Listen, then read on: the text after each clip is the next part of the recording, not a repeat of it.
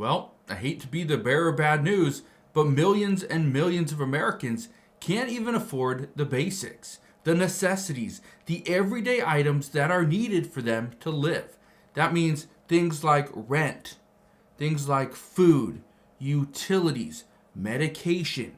These are all extremely important. But millions of Americans are suffering. I want to explain what is happening right now, but how many economists are now saying that things are going to get far worse. And no, this does not have anything to do with the tariffs that President Trump is imposing on other countries. I want to explain what's going on and how you will likely be impacted as well. But before I do, all I ask is one thing. Takes 2 seconds. Go ahead, hit that like button if you enjoy these daily updates. And now, let's begin.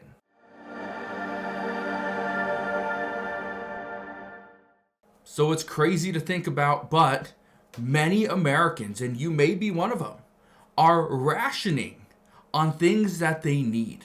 For instance, somebody just told me the other day that they are turning their heat down. In the middle of the night, they turn their heat down. So normally, the average household keeps their home right about that 68 to 70 degree mark.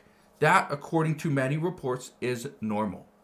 But some are turning their heat down, so their home is getting into the 50s.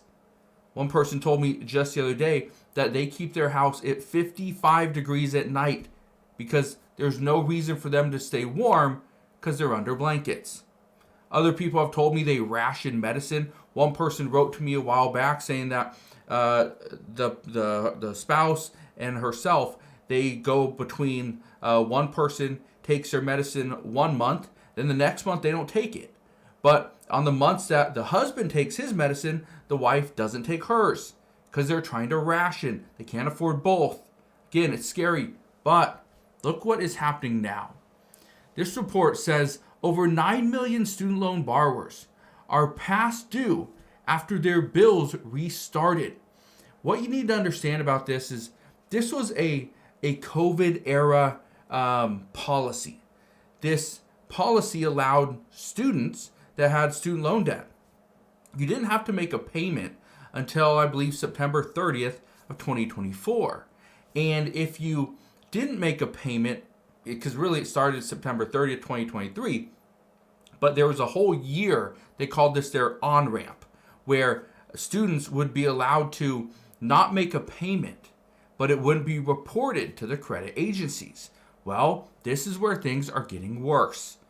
We are now hearing that these 9 million students that were behind on their credit card payments or on their student loan payments now are going to suffer because their credit card is going to see higher interest rates because they're going to see their credit report get hit. So credit cards are going up, auto loans could be out of the question, and buying a home, yeah, that may be almost impossible. But look at this.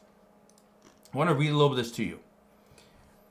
It says right here, okay, after the COVID era pause on federal student loan payments lapsed in September 2023, the Biden administration offered borrowers a 12-month on-ramp to repayment. During that time, borrowers were shielded from most of the consequences of falling behind on their payments. That relief period concluded on September 30th, 2024.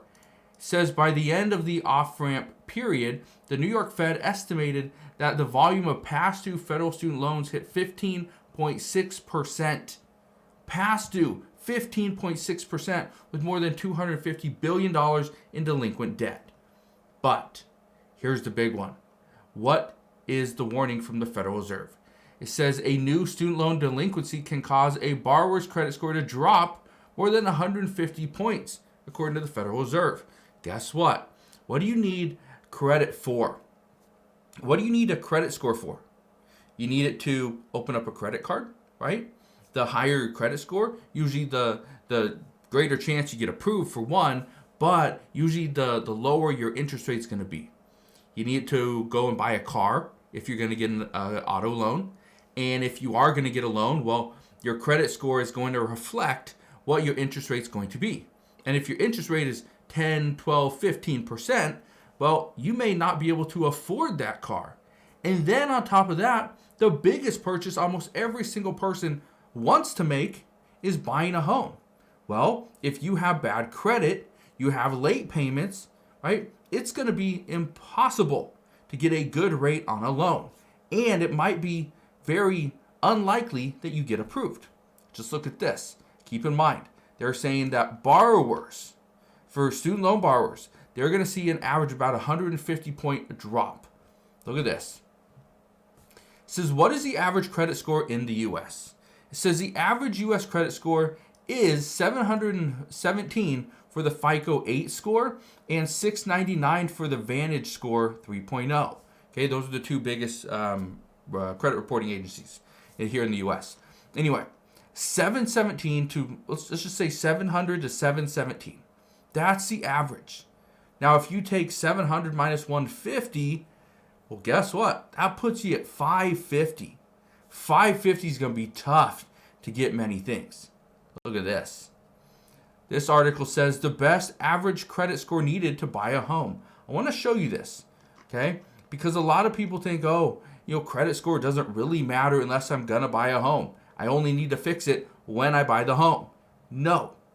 They will, if you are buying a home, they're going to look at past history. And if you have late payments, you're delinquent, you have things that went to a collection agency, that's going to look bad. It's going to look really bad. And it's going to hinder you. You might not be able to get a home. Look at this.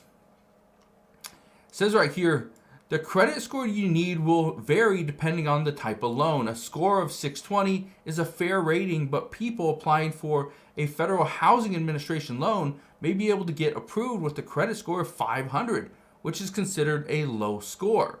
It says for starters, if your credit score is below the mid 600s, you might not even be approved.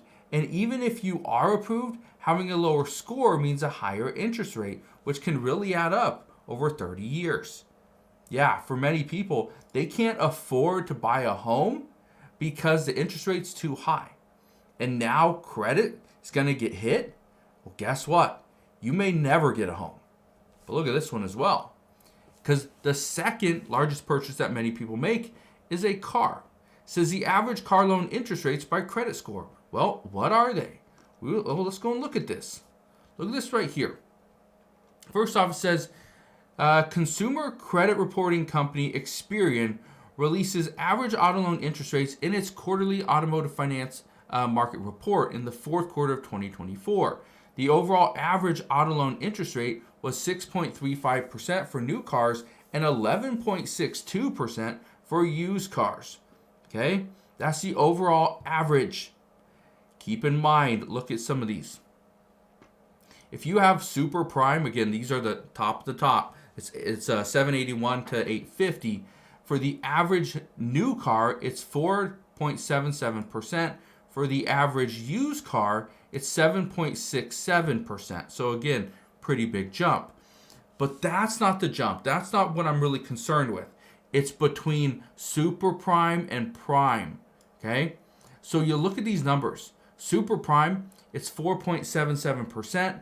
And that gets you from 661 of a credit score to 780, okay? Or 781 to 850. And then if you go prime, it's 661 to 780. You jump about 1.7%. It's what, 1.63% right there? Yeah.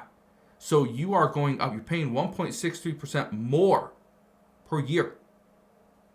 Again, that's not bad, okay? But then you go non-prime. This is 601 to 660. Okay. And again, this is where, according to many reports, this is where, and it's more like here, okay, between subprime and prime and non-prime. This is where the majority of lower income households fall into, is the subprime to non-prime. So again, that means you're paying anywhere between 9.59% for a new car to 13.08% for that new car. Or for a used car, and this is where it's troubling, this is where the majority of people are at. Again, the average car loan, I think, is like, again, 11.62% right there. Okay? So again, it's almost 12%. 12%. Think about that. So for every $1,000, okay, for every $1,000 that you are getting as a loan, you're paying $120 a year in interest. $120 a year for interest.